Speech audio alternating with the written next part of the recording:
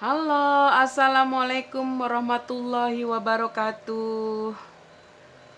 Selamat malam.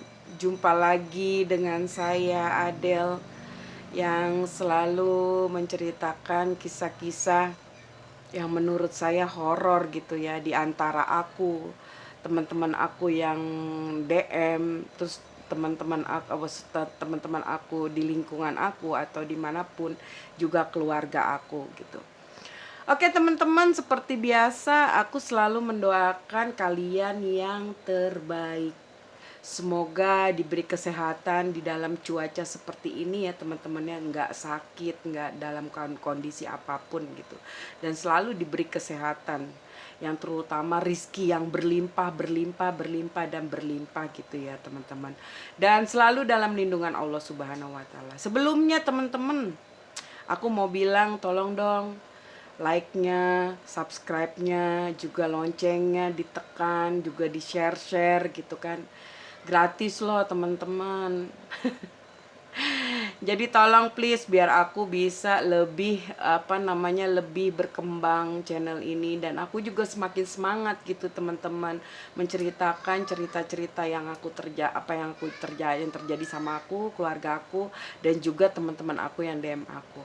Oke, terima kasih kalau kalian udah subscribe, like dong teman-temannya, subscribe, share and comment and like gitu. And semuanya dah pokoknya gitu. Oke, kita lanjut ceritanya. Kemarin aku udah bilang, udah menyampaikan satu cerita, dan aku udah janji nih yang kedua ya. Dia agak sabar juga, aku bilang kan sabar satu-satu karena aku harus mempelajari dulu ya, mempelajari apa itu isi ceritanya gitu teman-teman. Ini aku namakan Sinta ya. Sinta adalah seorang wanita yang setiap harinya kalau pulang ke rumah itu dengan melewati jalur yang biasa dia lewati sehari-hari di kampungnya. Tempat tinggal dia itu seperti begini. Ini satu rumah. Dan 100 meter kemudian, sebelum nggak sampai 100 meter rumah lagi. Dan itu kebun-kebun. Yang dia lewati kebun gitu.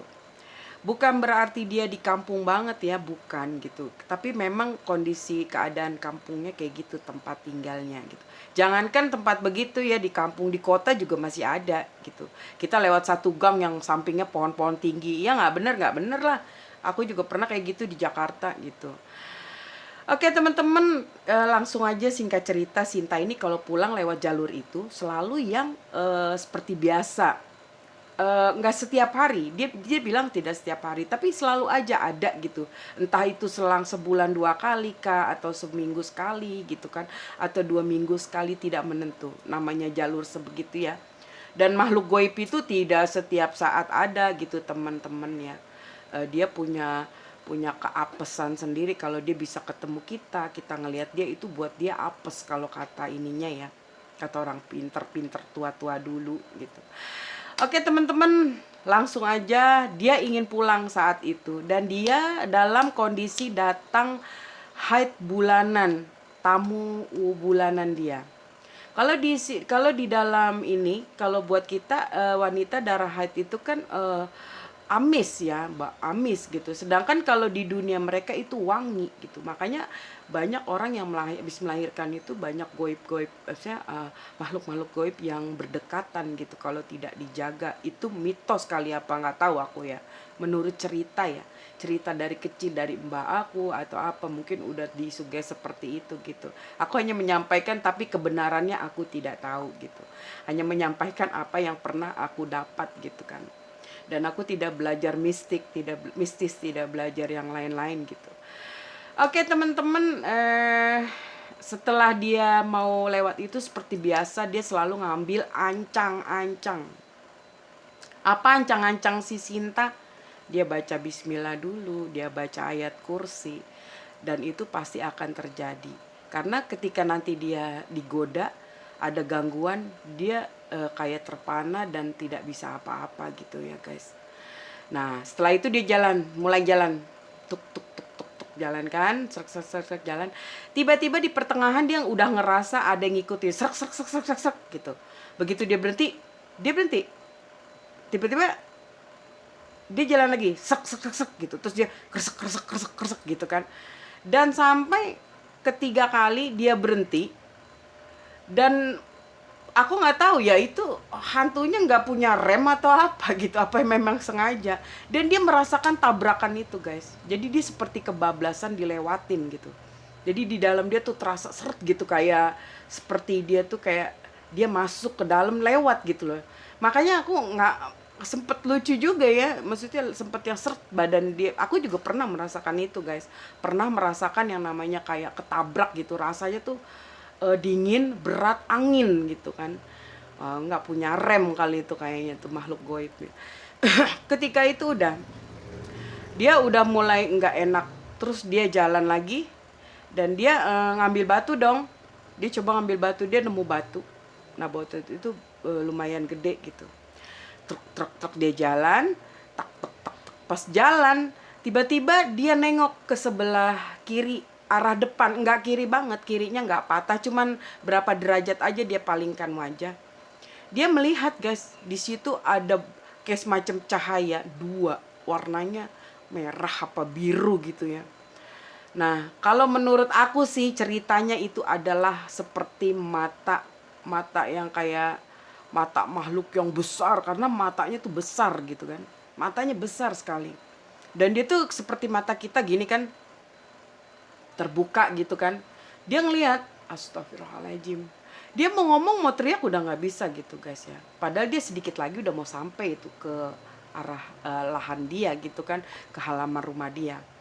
Tiba-tiba untuk dia kayak punya firasat gitu, temen dia ngambil batu, dia pegang, dia bacain ayat kursi. Dilemparlah batu itu ke arah si mata yang dua itu, teman-teman. Begitu dilempar, sepertinya kena, antara kena dan enggak, tapi matanya itu langsung tertutup seperti begini. Kan sepertinya begini nih. Nah, seperti gitu, guys. Jadi matanya begitu melotot gede, dilempar, yang merah itu dia langsung tertutup. Sep gitu, serep, udah. Nggak kelihatan dong dia. Udah nggak lihat. Di situ si Sinta lari, teman-teman. Dia lari sekencang-kencangnya, dan pada saat dia mau sampai masuk ke ini dia, ada yang manggil, Sinta, Sinta, begitu. Dan dia udah merinding. Dan dia udah saking udah takutnya, enggak. Dia enggak mau nengok, dan dia terus ada yang minta tolong, teman-teman. Dia dengar ada yang minta tolong, tolong, tolong, tolong, gitu-gitu kan ya. Dan dia tuh berpikirnya kalau itu udahlah gitu. Pokoknya udah jelas itu gitu, karena dari pertama dia masuk juga udah itu kan, udah diikutin gitu kan. Nah pada saat itu teman-teman dia lari kenceng-kencengnya, dia sampai rumah dia gedor pintu, dia manggil keluarganya, ibu ibu ibu, buka buka buka gitu kan, buka tolong. Terus dibukain lah, ada apa gitu. Ini biasa kok, tumben gak seperti biasanya, kata ibunya. Seperti biasanya dia walaupun dalam keadaan dia takut, dia bisa menyembunyikan dan bisa dia itu enggak apa namanya guys, enggak cerita gitu, dia hanya berusaha. Itulah kadang-kadang ya teman-teman, ada seseorang yang sering mengalami sesuatu gitu. Ketakutan itu manusiawi ya teman-teman. Kalian juga mungkin pasti ada lah di sela-sela dari usia sekian sekian, kalian pernah ngerasain tidak melihat, minimal pernah gitu merasa apa ya gitu, ada rasa curiga, apaan ya itu ya gitu. Pasti ada tanda tanya seperti itu karena ada yang beda gitu ya teman-teman. Nah ketika itu diceritain juga teman-teman sama ibunya, kalau dia lagi datang bulan jangan pulang malam, kalau bisa jangan keluar kayak gitu. Akhirnya si Sinta itu berpikir sampai sekarang, karena orang udah sering terlalu digoda atau dilihat atau di apa gitu, dia udah terbiasa gitu. Jadi terbiasanya dia bukan yang berani banget, sama kayak aku nggak berani banget, aku takut gitu. Terbiasanya dia paling kondisi yang udah mepet banget kabur gitu. Oke, gitu aja teman-teman. Kalau menurut aku Sinta itu adalah orang perempuan yang cukup berani, dan Dia punya prinsip segala sesuatu yang tidak bisa diatasi gitu, yang dia tidak mampu, lebih baik dia lari. Itu gue. Oke teman-teman, thank you for watching ya. Makasih banget nih udah nonton. Sekali lagi teman-teman, tolong subscribe-nya, like-nya, komennya biar aku terus semangat semangat membawakan cerita-cerita kisah aku dan juga teman-teman ya. Sekali lagi doa terbaik, kalian sehat selalu, diberikan rizki lagi yang berlimpah, kesehatan dan selalu lindungi Allah Subhanahu wa taala. Semoga video-video aku ini, cerita aku ini bisa menghibur kalian semua dan kalian merasa enjoy, happy dengan cerita-cerita aku ini ya teman. Enggak perlu ada yang ditakutin dan tidak perlu ada rasa takut. Thank you for watching. Terima kasih. Assalamualaikum warahmatullahi wabarakatuh.